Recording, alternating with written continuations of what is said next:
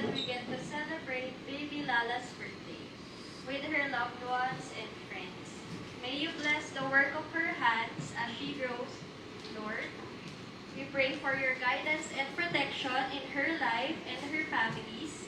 We pray that she will grow with trust, faith, and love in you, Jesus. We also thank you, Lord, for the life of each and everyone here who came to celebrate baby Lala's birthday. May you bless them and protect them. Thank you, Lord, in your mighty name. Amen.